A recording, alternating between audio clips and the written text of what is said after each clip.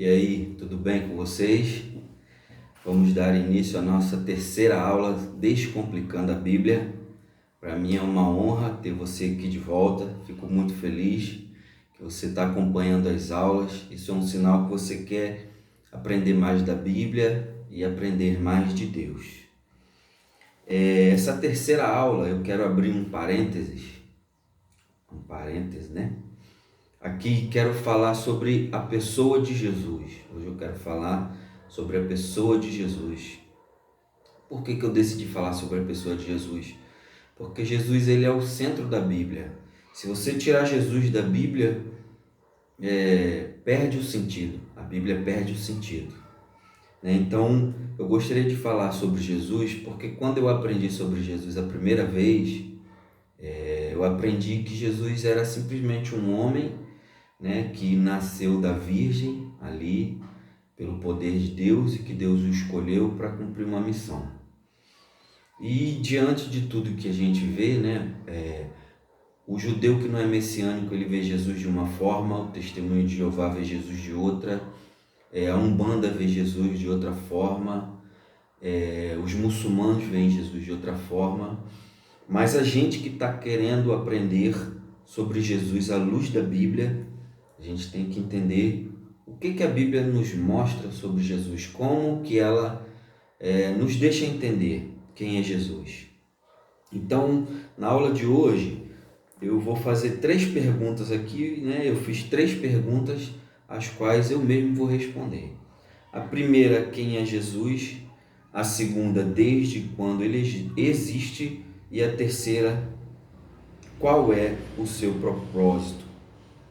Para começar, eu quero ler uma palavra aqui introdutória que está lá em Lucas 24, do 13 até o 35. Então você abre a sua Bíblia aí, em Lucas 24, dos capítulos 13 até o 35. Como eu falei, meu objetivo aqui é como se fosse uma escola bíblica dominical ou do dia da semana, que você quiser fazer essa escola bíblica, porque muitas pessoas têm os dias corridos e realmente não conseguem estar aos domingos na igreja, como eu também já trabalhei por escala, sei como é que é. Então vamos ler aqui essa palavra introdutória. Lucas capítulo 24, do versículo 13 até o 35. Diz assim a palavra de Deus: Eis que no mesmo dia iam 2 deles para uma aldeia que distava de Jerusalém 60 estágios, cujo nome era Emaús. É uma passagem conhecida, Os discípulos no caminho de Emaús. E iam falando entre si tudo aquilo que havia sucedido. E aconteceu que, indo eles falando entre si, fazendo perguntas um ao outro, o mesmo Jesus, ou seja, o próprio Jesus, depois de ter ressuscitado, se aproximou e ia com eles, mas os olhos deles estavam como que fechados, para que não o conhecesse. Então eu quero já parar aqui nessa palavra e dizer a você, se você quer conhecer Jesus, você tem que fazer a Deus uma oração e pedir a Deus, pedir o Espírito Santo, abre os meus olhos para que eu possa enxergar Jesus, quem Ele é e como Ele é. É por isso que eu falei no começo, cada religião, cada segmento religioso enxerga Jesus de uma forma, mas como nós queremos viver a nossa vida baseada na palavra, nós dependemos do Espírito Santo para nos mostrar a verdade e nos mostrar quem é Jesus. Aqueles homens que estavam conversando entre si, eles eram discípulos que estavam ali junto com Jesus, não eram os apóstolos, que dos 70 a Bíblia diz que Jesus escolheu 12, mas esses homens aqui eram daqueles discípulos que estavam sempre junto com Jesus, mas não são mencionados entre os 12. Então eles estavam indo para essa cidade chamada Emaús, e estavam questionando entre si. Versículo 16, eu vou ler de novo. Mas os olhos deles estavam como que fechados, para que não conhecesse. E ele lhes disse, Jesus, que palavras são estas que caminhando trocais entre vós? Por que estáis tristes? E respondendo um, cujo nome era Cleopas, disse-lhes, És tu só peregrino em Jerusalém, que não sabe as coisas que nela tem sucedido nesses dias? E eles lhe perguntou, quais? E eles lhe disseram, as que dizem a respeito de Jesus, o Nazareno, que foi um profeta poderoso em obras e palavras diante de Deus e de todo o povo. E como os principais dos sacerdotes, nossos príncipes, o entregaram à condenação de morte e o crucificaram. E nós esperávamos que fosse ele o que remisse a Israel. Mas agora, com tudo isso, é já o terceiro dia, desde que essas coisas aconteceram. Está vendo aí como é que os olhos deles estavam fechados? Eles não tinham entendido ainda que era Jesus. E eu faço aqui um parêntese meu. Quando você vai ler a Bíblia, quando você vai pesquisar, você vai ver que nenhum dos discípulos, ninguém, nem Maria, que era a mãe de Jesus, entendeu quem era Jesus, e qual a sua missão, antes que ele ressuscitasse e se apresentasse a ele. Você vê que, eles, não, além de não conhecer quem era Jesus ali no momento que Jesus estava andando com ele, não reconhecer ele, eles não entendiam o propósito de Jesus ter vindo aqui nessa terra. Então eles responderam para Jesus, nós esperávamos que ele fosse o que remisse Israel, porque os judeus também, principalmente, eles entendiam Jesus como uma esperança política, Eles acreditavam que Deus levantaria esse Messias para restaurar o reino a Israel, como foi nos tempos de Davi, que Davi, no tempo do reinado de Davi, Davi conquistou todos os reinos circunvizinhos, e estava todo mundo submisso a Davi. Ali não tinham guerras, ninguém se levantava contra Israel, e eles acreditavam que Deus ia restaurar esse reino. Hoje, nesse momento aqui, Israel se encontrava sob o domínio do Império Romano, estavam debaixo do domínio do Império Romano. Então, um dos motivos porque os judeus, até os de hoje que não são messiânicos, não recebem Jesus como Messias, porque eles só enxergam Jesus como eles acreditam que o Messias que Deus vai mandar é um Messias político que vai restaurar o reino de Israel. E aí vai entrar a pessoa do anticristo, mais para frente nós vamos ver sobre isso, Então por isso que eles não entenderam. Versículo 22. É verdade que também algumas mulheres dentre nós nos maravilharam, as quais de madrugada foram ao sepulcro e, não achando seu corpo, voltaram dizendo que também tinham visto uma visão de anjos que dizem que ele vive. E alguns dos que estavam conosco foram ao sepulcro e acharam ser assim, como as mulheres haviam dito, porém não viram. E ele lhes disse, Jesus, respondeu para eles, ó nécios e tardos de coração, para crer tudo que os profetas disseram, porventura não convinha que o Cristo padecesse essas coisas e entrasse na sua glória? E começando por Moisés e por todos os profetas, explicava-lhes o que deles se achavam em todas as Escrituras, ou seja, Jesus foi explicando para ele tudo que estava ali no Antigo Testamento, nos profetas, tudo que falava a respeito de Jesus, que eram por sombras, não eram coisas explícitas, eram sombras, as coisas que estavam relatadas sobre Jesus. Versículo 28, e chegando à aldeia para onde iam, ele fez como que ia para mais longe, e eles o constrangeram, dizendo, fica conosco, porque já é tarde, e já declinou o dia, e entrou para ficar com eles. E aconteceu que, estando com eles à mesa, tomando o pão, o abençoou e partiu e lhe o deu. E abriram-se-lhes então os olhos, e conheceram que ele apareceu-lhes, ou seja, eles entenderam que ali era Jesus. E disseram um para o outro, porventura não nos ardia em nós o nosso coração, quando pelo caminho nos falava e quando nos abria as Escrituras, ou seja, o coração deles se ardiam, era o Espírito Santo, quando Jesus falava das Escrituras. E na mesma hora, levantando-se, voltaram para Jerusalém e acharam congregado os 12 e os que estavam com eles, os quais diziam: ressuscitou verdadeiramente, o Senhor já apareceu a Simão. E eles lhes contaram o que aconteceram no caminho e como deles foi feito conhecido. Então, essa palavra introdutória aqui, eu quero deixar para você entender. A gente só vai enxergar Jesus, quem Ele é, se a gente quiser enxergar Jesus, quem realmente Ele é. Porque as religiões, cada uma vê Jesus de uma forma. Eu disse que quando eu fui ensinado sobre Jesus, ninguém me explicou que Jesus era parte da Trindade e que Ele existe desde a eternidade. E essas coisas que nós vamos ver aqui agora. Então vamos lá, primeira coisa, primeira pergunta. Quem é Jesus? Jesus é o Filho de Deus. Jesus é Deus Filho, né? Jesus, ele é divindade. Jesus é Deus. Vamos lá para Filipenses, capítulo 2, do versículo 5 ao 11. Filipenses, capítulo 2, do versículo 5 a 11. Vamos lá. Gálatas, Efésios, Filipenses. Filipenses 2, do 5 a 11. É uma palavra muito conhecida. E fala assim: de sorte que haja em vós o mesmo sentimento que houve também em Cristo Jesus. Agora presta atenção no versículo 6.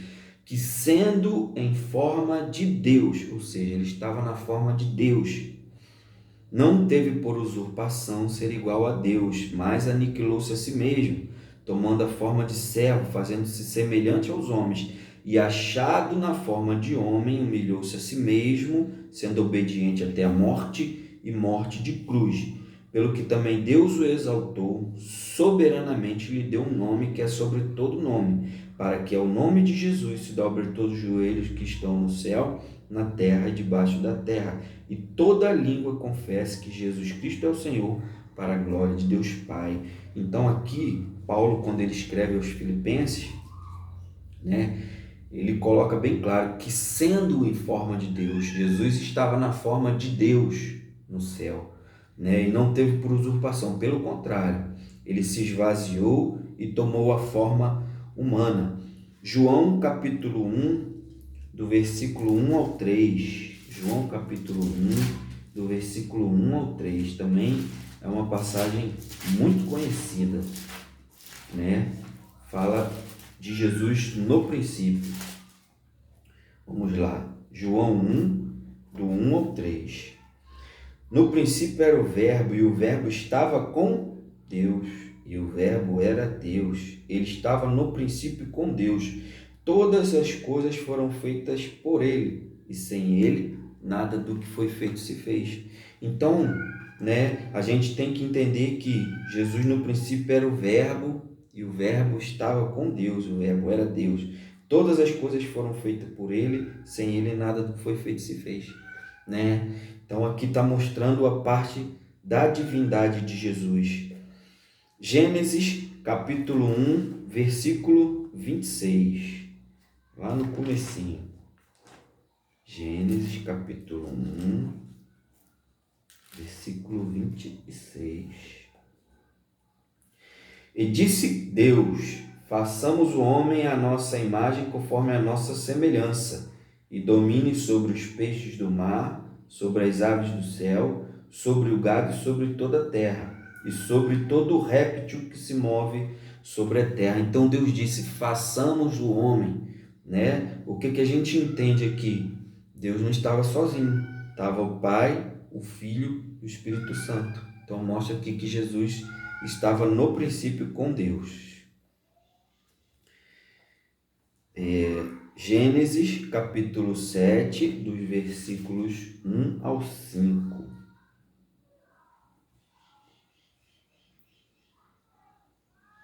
É isso? Deixa eu ver aqui. Não é Gênesis 7, não. É João 7. Dos versículos 1 ao 5, que eu escrevi errado aqui, mas vamos voltar lá em João capítulo 7, do versículo 1 ao 5. Você que está gostando aí da escola bíblica, dá um like aí, se inscreve no canal, ativa o sininho. Ah, sim. Voltando aqui, né? Diz assim, João 7, do 1 ao 5. E depois disso, Jesus andava pela Galiléia e já não queria andar pela Judéia, pois os judeus procuravam matá-lo. E estava próxima a festa dos judeus, chamada Festa dos Tabernáculos. E disse-lhe, pois, seus irmãos de sangue: Sai daqui e vai para a Judéia, para que também os teus discípulos vejam as obras que fazem. Porque não há ninguém que procure ser conhecido que faça coisa alguma em oculto. Se faz essas coisas, manifesta-te ao mundo, porque nem mesmo seus irmãos criam nele, né?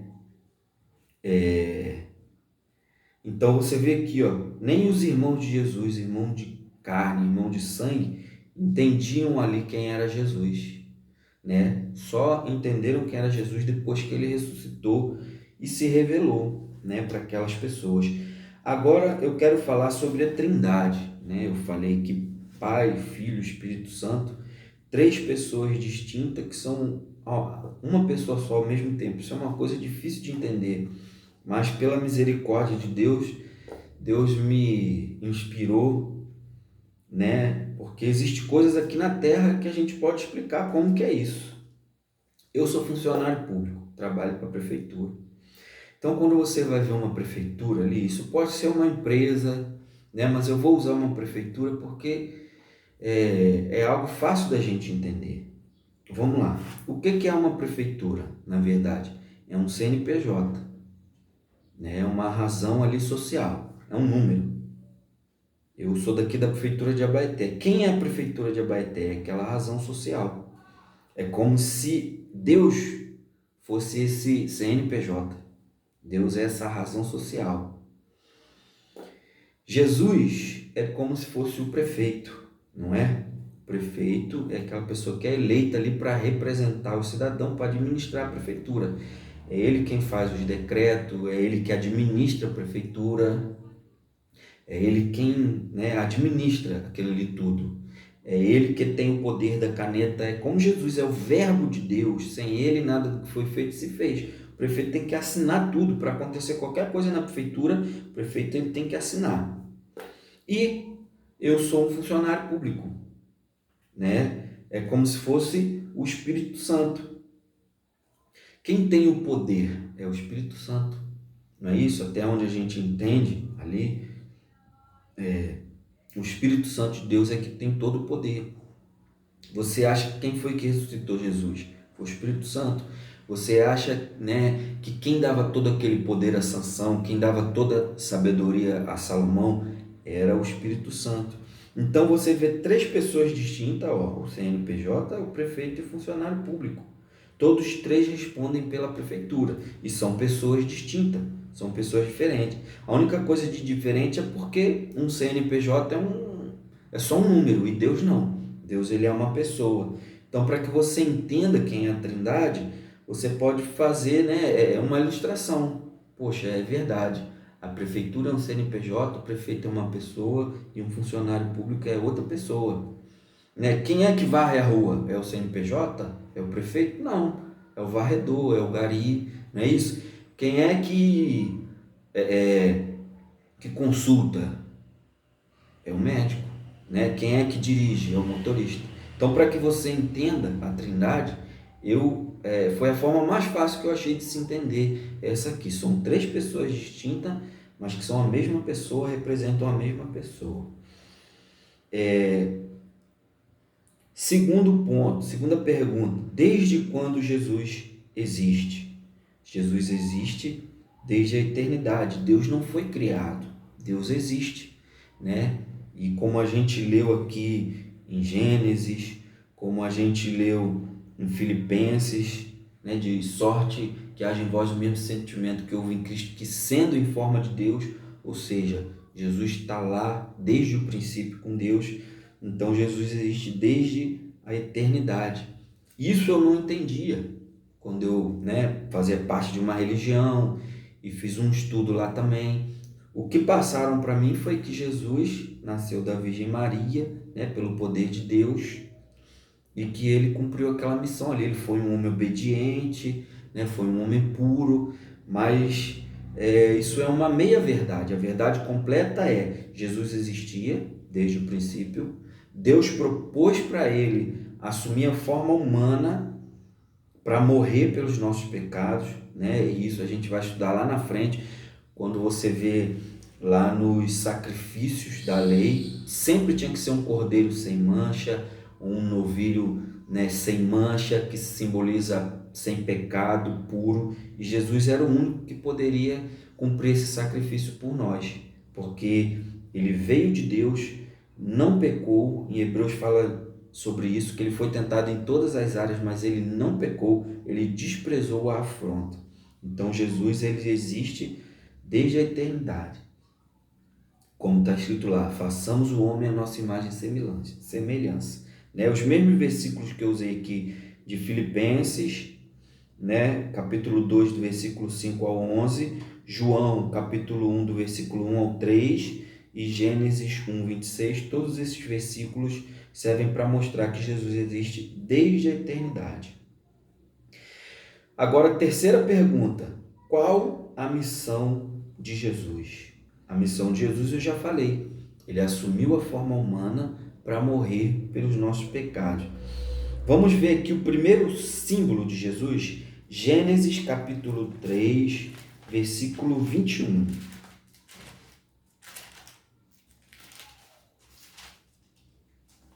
Gênesis capítulo 3, versículo 21.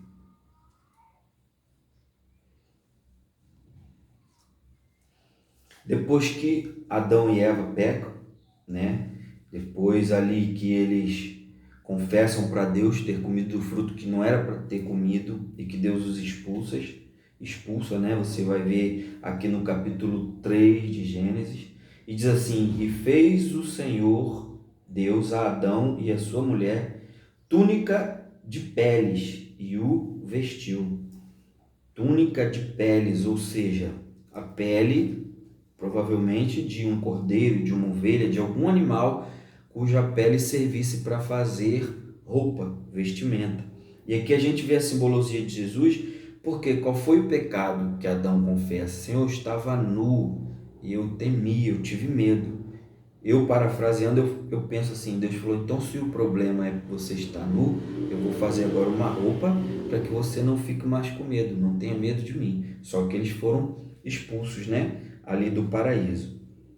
Êxodo, capítulo 12, do versículo 1 ao 3. Gênesis, Êxodo, é o segundo livro aí da Bíblia. Capítulo 12. Capítulo 12. Esse capítulo de Êxodo aqui fala sobre a instituição da primeira Páscoa. E ela é toda a simbologia de Jesus. Então vamos ler aqui, do versículo 1 ao 3. E falou o Senhor a Moisés e a Arão na terra do Egito, dizendo: este mesmo mês vos será o princípio dos meses, e este vos será o primeiro mês do ano. Falai a toda a congregação de Israel, dizendo: aos 10 deste mês tome cada um para si um cordeiro, segundo as casas dos pais, um cordeiro para cada casa. Ou seja, Jesus é esse cordeiro. Versículo 5 até o versículo 7. O cordeiro ou o cabrito será sem mácula, um macho de 1 ano, o qual tomareis das ovelhas ou das cabras, e o guardarei até o 14º dia deste mês. E todo o ajuntamento da congregação de Israel sacrificará à tarde, e tomarão do sangue e poloão em ambas ombreiras na verga da porta, nas casas em que o comerem, ou seja, passar o sangue do cordeiro, nos umbrais ali, nas vergas das portas das casas. Versículo 22 e 23. Então tomai um molho de isopo e molhai no sangue que estiver na bacia, e lançai na verga da porta, em ambas as ombreiras do sangue que estiver na bacia. Porém, nenhum de vós saia da porta da sua casa até amanhã, porque o Senhor passará para ferir os egípcios.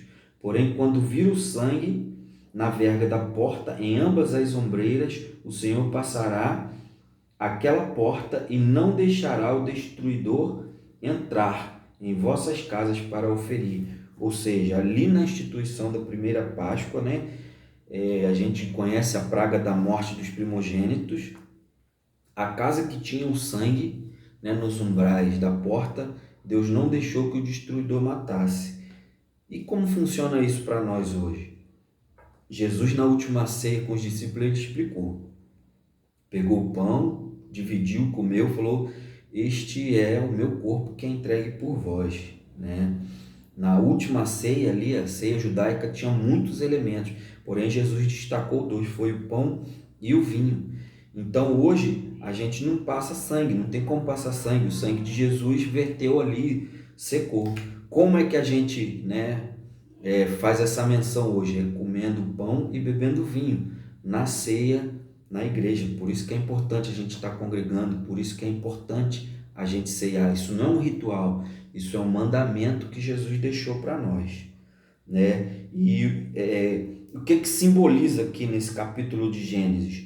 Jesus, esse cordeiro que morreu por nós, a gente participa desse pão e desse vinho, do corpo e do sangue do Senhor, e no dia do juízo, aquela pessoa que tem essa comunhão, que tem esse selo, esse compromisso com Deus, né? Não estou dizendo aqui que ceia salva, não é isso, mas uma vez que a pessoa entrega a vida para Jesus e se batiza, não tem por que ela não congregar e não tem por que ela não ceiar, né? Eu, Jean, entendo assim, não entendo de outra forma. Por mais que na igreja primitiva eles eram reunidos nos lares, né? A igreja que nós vivemos hoje, ela são dos moldes. Quando os judeus estavam peregrinos em outras terras, que eles não tinham templo para cultuar, o que eles faziam? Eles se reuniam nas sinagogas. Então as igrejas que nós vivemos hoje são moldes de sinagoga. Na sinagoga se cantavam hinos, na sinagoga se lia a palavra, na sinagoga se faziam as orações. Então a nossa igreja ela tomou um molde, né, como se fosse uma sinagoga. E mais uma vez eu repito, a pessoa que entrega a sua vida para Jesus não tem por que não congregar, não cear e não ter a sua comunhão com Deus, né? Voltando aqui, João capítulo 1, versículo 29. João capítulo 1, versículo 29. Vamos ler aqui. João 1, 29, né? Como eu falei para vocês, os discípulos, ninguém entendeu Jesus até que ele ressuscitasse e se apresentassem a eles e explicassem tudo, né? Explicasse tudo. Mas tem uma pessoa, tem três pessoas na Bíblia que eu acredito que entenderam Jesus. Duas talvez por visão que Deus deu, e uma por revelação. As duas por visão é Simeão e Ana. Quando Jesus foi a ser apresentado no templo, né, eles fazem aquela oração: Senhor, agora despede o teu servo em paz, porque os nossos olhos viram, né, aquilo ali que Deus ia fazer, a restauração de Israel. E a pessoa que viu, entendeu Jesus por revelação, foi João Batista. Aqui, ó, João capítulo 1, versículo 29, diz assim: no dia seguinte, João viu a Jesus que vinha para ele e disse: eis o Cordeiro de Deus que tira o pecado do mundo. Ou seja, Jesus morreu na cruz assumindo os nossos pecados. Hebreus capítulo 9, versículo 28. Hebreus capítulo 9, versículo 28. E assim também como Cristo, oferecendo-se uma vez para tirar os pecados de muito, aparecerá a segunda vez sem pecado aos que o esperam para a salvação. Ou seja, Jesus foi oferecido sem pecado, a segunda vez ele vai aparecer sem pecado. Jesus foi esse cordeiro, a missão dele foi essa, foi morrer naquela cruz por nós. Ele veio aqui nessa terra somente para isso. Hebreus 10, 12. Mas este, havendo oferecido um único sacrifício pelos pecados, está assentado para sempre à destra de Deus. Mais uma vez falando aqui que Jesus se ofereceu pelos nossos pecados. E para encerrar, Efésios 5, 2. Efésios capítulo 5, versículo 2. E andai em amor, como também Cristo vos amou e se entregou a si mesmo por nós, em oferta e sacrifício e em cheiro suave. Quando ele fala aqui em oferta, em sacrifício e em cheiro suave, né, é aqueles símbolos que eu falei. Você vai ler lá na lei de Moisés sobre as ofertas, cada pecado que a pessoa cometia, muitas coisas tinham que se oferecer oferta, tinham que oferecer sacrifício, né, em cheiro suave, diz a palavra de Deus.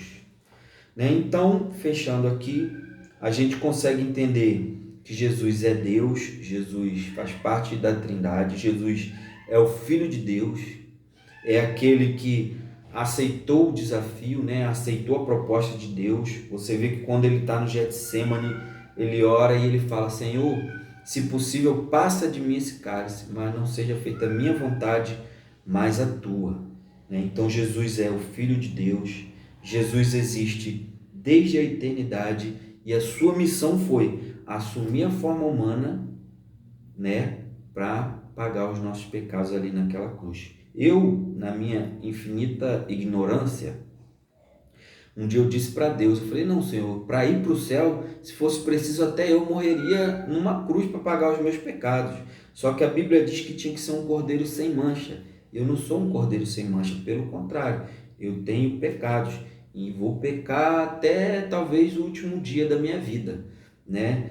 E a questão toda não é essa, a questão é o pecado original. O ser humano já nasce pecador, ele já tem o pecado em sua essência.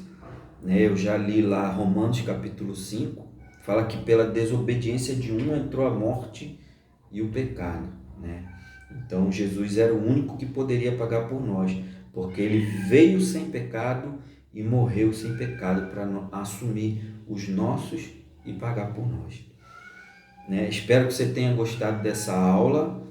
A partir da próxima aula nós vamos aprender diretamente sobre a Bíblia. Vou falar sobre os primeiros 5 livros da Bíblia, que são conhecidos como Pentateuco, ou a Lei de Moisés, ou a Torá. Fique com Deus, que você possa pedir a Deus para abrir os seus olhos, para que você possa entender quem é Jesus e para que você possa entender a palavra de Deus e viver cada dia mais e mais na presença dele. Fique com Deus. Amém.